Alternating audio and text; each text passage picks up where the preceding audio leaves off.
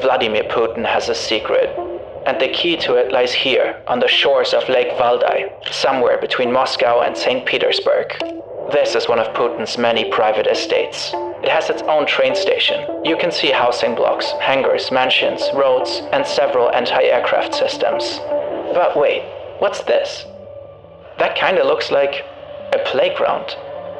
And over here, is that a go-kart track? Putin has 2 daughters, but they're both around 40. He divorced his wife over a decade ago and hasn't been seen with another woman in public since. He always shows up alone at official events. There's no record or statement from the Kremlin that he might have had more kids. So, what's going on? They're like secret agents. They have their cover documents issued for different names. They are kept secret. They just flying below the radar. Some journalists were bold enough to dig deeper. Does Putin have 2 secret sons? Who are they? And why is the Kremlin working so hard to keep them invisible?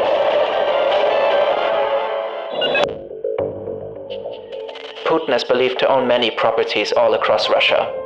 A luxury ski lodge, a lakeside cabin, a lavish Black Sea complex, and what many believe is his unofficial seat of power, a countryside estate in a Moscow suburb called Novo-Ogayovo. There are offices and rooms for state business. Barack Obama visited Putin here several times during his presidential tenure. There's a steam room, saunas, a swimming pool, and a private gym. It's also where Putin's daughters are said to live, Katerina and Maria from his marriage with Lyudmila Putina. There are rumors the premises also include a retirement residence for his former wife, right next to Putin's private railway station. His armored train just left. Putin is heading north to his new family, the one he's trying to keep in the shadows. So, my name is Ilya Rozhdestensky. I am a reporter for the Dossier Center, and I'm an author of an investigation about Putin's sons. Ilya's research is the backbone of this video. As always, a link is in the description. He's a Russian investigative journalist. Quite a dangerous job. So, full disclosure, I left Russia 3.5 years ago, few months before the war started. I was designated as a foreign agent, one of the first foreign agents that were designated in Russia. So, Russian Ministry of Justice decided that I look like an enemy of the state. Russia's so-called foreign agent law is one of Putin's sharpest tools for suppressing dissent. Any journalist deemed to be under foreign influence can be slapped with the label. It's vague by design. Once an individual or organization is declared a foreign agent, life for them becomes almost impossible. Critics of the Kremlin and the war on Ukraine are the most affected. Reporters Without Borders currently ranks Russia 171 out of 180 on the Global Press Freedom Index. In July 2025, the NGO counted 35 journalists in Russian prisons. Many others have been murdered. When you're in a constant danger, you get used to it. Ilya is potentially risking his life by doing his job. But that didn't stop him from starting a new investigation 4 years ago. And it all started with this woman.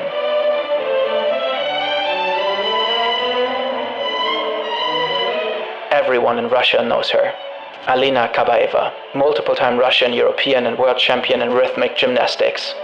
This is her at the 2004 Summer Olympics, where she will win gold for Russia. She's a national icon. The entire country adores her. After the games, she and other Olympians are invited for a presidential meet and greet. It's not the first time Putin and Kabaeva are seen together. They were photographed in 2001 at the Russian Cup. Then in 2008, the Russian newspaper Moskovsky Korrespondenti publishes this article. The authors claim Putin has secretly separated from his wife Lyudmila, and that he's already planning a new wedding with then 24-year-old athlete Kabaeva.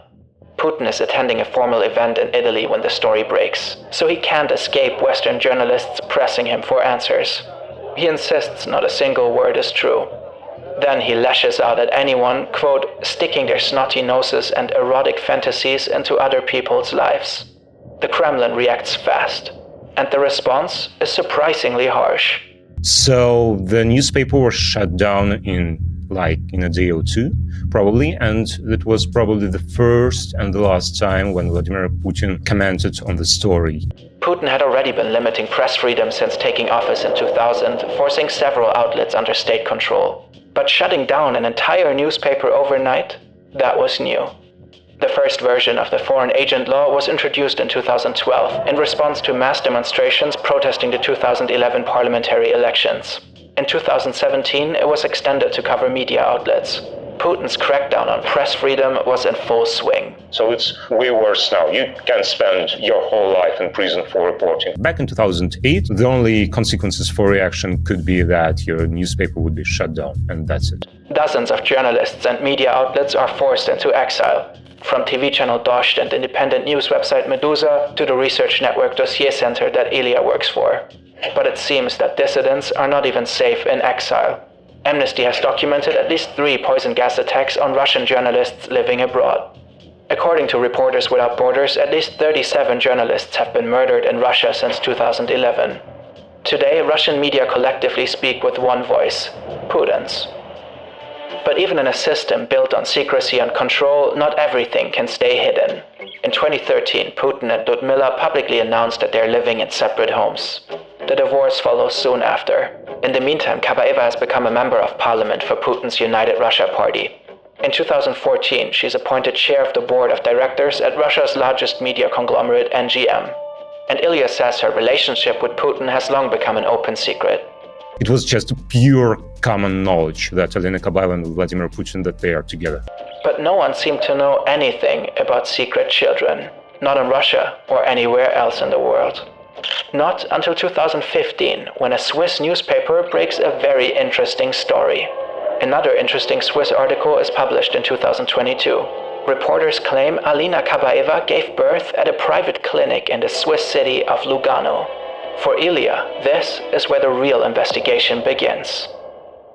As a former KGB agent, Putin surely knows the value of privacy. If nobody can find his family, then nobody can hurt them. Most of us don't live under that kind of scrutiny.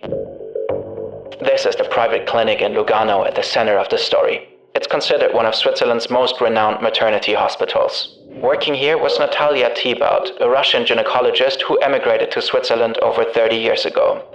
Having a Russian doctor by her side during labor might have been helpful for Alina Kabaeva. Ilya thinks the Swiss newspaper report is legit, and he wants to know more. Who exactly did Alina Kabaeva give birth to? And could Vladimir Putin really be the father? Ilya starts by digging through leaked flight records from Russian airlines. That's how he discovers that Kabaeva and Thibaut did in fact travel together in 2014, 2015, 2018 and 2019. Always back and forth between Russia and Switzerland. The timeline suggests that Kabaeva may have given birth to 2 children, roughly 4 years apart. But the alleged sons of the Russian leader are like ghosts.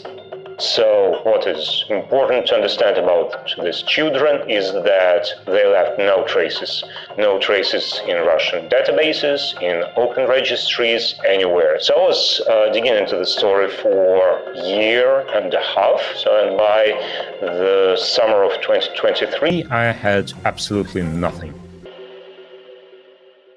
But then, by the accident, I get financial documents from one of the companies that works for Vladimir Putin. Ilya gains access to a massive cache of financial records, all tied to a complicated web of companies linked to Vladimir Putin.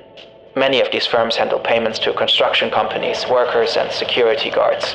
And some of these expenses look suspicious. Ilya finds transactions tied to Putin's pilots, yard staff, teachers, and dog trainers. Hundreds of people on the payroll. He starts reaching out, and one of them is actually ready to talk. Now he has a direct line to someone inside, an informant working directly on one of Putin's private estates, someone close to the family. His source confirms the existence of the playground. It was built for Putin's grandchildren though, his daughter's kids. But there's more. His source also confirms that there are 2 other kids living on the property. 2 boys. Their names? Ivan and Vladimir Putin Jr. Finally, some proof. The secret sons are real. Ilya even has photos, but he's chosen not to publish them. Ivan is 10, Vladimir Jr. is 6. And just as expected, they live at the Lake Valdai estate. After 4 hours of travel, Putin's armored train pulls into a deserted platform. A helicopter is already waiting.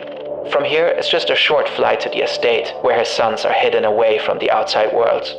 The lake covers 19 square kilometers. It's known for the Iversky Monastery. And this, right next to it, appears to be an anti-aircraft missile system. Here's another one. And here, and here. The entire area is ringed with them. The roads, housing blocks, and luxury mansions stretch from here to here, for more than 3 kilometers along the eastern shore of the lake.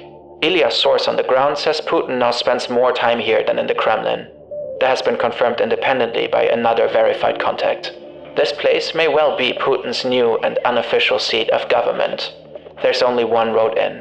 It leads to a massive gate and a huge parking lot. On Google Maps, 80 out of 100 spots are filled. Lots of people, like guards protecting Vladimir Putin and his family, personal assistants who work with Alina Kabaeva and Vladimir Putin himself, people who are responsible for the food, cleaning service, then there would be some people responsible for the vessels, then there are teachers, then there are maids, and I mean hundreds of them. Most of the staff are probably working in this area. Anyone visiting or interacting closely with the family has to quarantine here first. For 2 to 3 weeks, according to Ilya's source. Putin introduced the protocol during the pandemic and must have simply kept it. He's known to be extremely cautious about personal safety. Ilya believes Ivan and Vladimir Putin Jr. live in this house. He says they recently relocated from this building, the so-called presidential villa. This is what the interior is said to look like. Ivan and Vladimir Jr. live strange, isolated lives. They're surrounded by staff all day. Nannies, private tutors, and bodyguards. Ilya found some of the job listings on EnglishNanny.org. The boys can go go-karting whenever they want. They have tons of pets. The staff is instructed to keep them entertained at all times. What they can't do is leave. They have almost zero contact with other kids their age. They're cut off from the outside world and spend most of their time with adults. They barely even see their parents. Sometimes Ivan plays hockey with his dad, right here in this building. The opponents are Putin's bodyguards, and of course they're expected to let the autocrat and his son win. There's also a private golf course, as well as a restaurant, a movie theater, a bowling alley, and a private casino. Confessions are taken on site at this private chapel. It's allegedly called Vladimirskaya Tserkov, which roughly translates to the Church of Saint Vladimir. According to Ilya's research, the family splits their summers between this designer villa near the Finnish border and this $100 million yacht. While millions of Russians live in poverty, Putin's inner circle lives in obscene luxury. And all this while Putin's official salary as head of state is just over $110,000 a year. His insane wealth comes from running a corrupt regime. Some of the properties he lives in are registered to state companies like Gazprom or loyal oligarchs. His $100 million yacht appears to be owned by a sanctioned offshore holding in the Virgin Islands, and the list just goes on and on. Putin bankrolls his son's gold-plated isolation with millions he's not supposed to have. A secret gilded cage, lavish, guarded, and off-limits to anyone but the heirs of a paranoid ex-KGB agent turned despot. He believes that it's the right thing to do, just to keep everything in secret. He keeps all the Russian government policies in secret. He keeps all his private details, private life in secret. That's how he operates. Which is exactly why all the secrecy has to be exposed. People need to know what's really behind his carefully crafted statesman image. The public has a right to know how he's pouring public money into his private luxury. Putin doesn't serve the Russian state. The Russian state serves him. Ilya isn't chasing this story for tabloid headlines. That's why he's never published photos of the kids or overly specific details. To him, they're a symbol of how Putin is really running things. I believe that he is the wealthiest man on earth. Not because he built a global business empire, but because he controls a giant country. His sons will likely inherit a huge and formerly public fortune, but they're not being groomed to take over the Kremlin. They're still too young. Putin is 72, his eldest Ivan is only 10, and you have to be at least 35 to become president in Russia. So that means that his eldest son should spend 25 years more waiting for this position, and I don't think that Vladimir Putin would be still around in 25 years. Probably he would be still alive, but probably not in the office. Ilya is not the first to shine a light on the opulence surrounding the Russian ruler. In 2021, Alexei Navalny dropped a viral YouTube video exposing Putin's secret Black Sea palace. Navalny was one of Putin's fiercest critics. He barely survived a poisoning attempt in 2020 and was flown to Germany for treatment. He was arrested at the airport when he returned to Russia in early 2021. His palace video hit YouTube just 2 days later. It has racked up over 134 million views. It sparked the largest anti-Putin protests in years, despite a demonstration ban. Many of them were violently crushed. Navalny died in 2024 in a Siberian prison camp. Ilya knows the risk of reporting on Putin's secrets. There is a danger for me and my family. Probably at some point I would be followed. Probably at some point I'll have to move somewhere else and not disclose my location and just live quietly. But for now, it looks fine for me.